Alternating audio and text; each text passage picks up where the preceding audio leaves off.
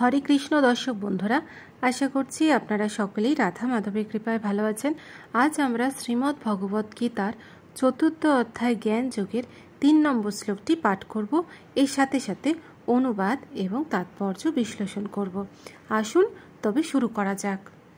সহে বায়ম মহাদেহত্যা যোগা প্রক্তা পুরাতনঃ ভক্তোসি মে সখা চেতি রহস্যেতদুত্তমম।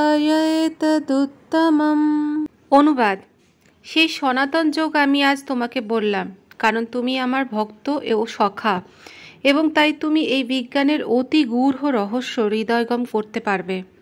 তাৎপর্য: মানব সমাজে দুই রকমের মানুষ আছে, তারা হচ্ছে ভক্ত ও অসুর।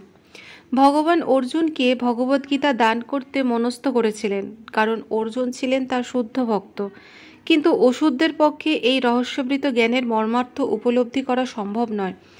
জ্ঞানের এই মহৎ শাস্ত্র ভগবদ্গীতার বহু সংস্করণ আছে, তাদের মধ্যে কিছু ভক্তদের ভাষ্য সমন্বিত, আর কিছু অসুরদের মন্তব্য সমন্বিত। ভক্তদের ভাষ্য সমন্বিত ভগবদ্গীতা যথার্থ, কিন্তু অসুরদের মন্তব্যগুলি অসার।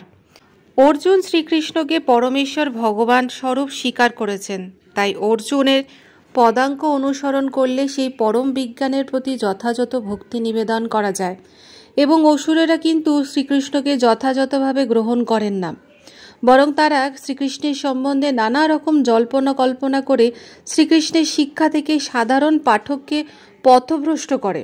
এখানে এই ধরনের পথভ্রষ্ট হওয়ার সম্বন্ধে সতর্ক করা হয়েছে। আমাদের পরম্পরা ধারায় অর্জুনের পদাঙ্ক অনুসরণ করে শ্রীমদ্ ভগবদ্গীতায় এই মহান বিজ্ঞানের মাধ্যমে যথার্থ মঙ্গল লাভের জন্য চেষ্টা করা উচিত। তাহলে দর্শক বন্ধুরা, এই ছিল আমাদের শ্রীমদ্ ভগবদ্গীতার ৪র্থ অধ্যায় জ্ঞান যোগের ৩ নম্বর শ্লোকের তাৎপর্য। আগামী পর্বে আপনাদের সাথে আবার দেখা হবে পরবর্তী শ্লোক নিয়ে। আপনারা ভালো থাকুন, সুস্থ থাকুন। রাধে রাধে।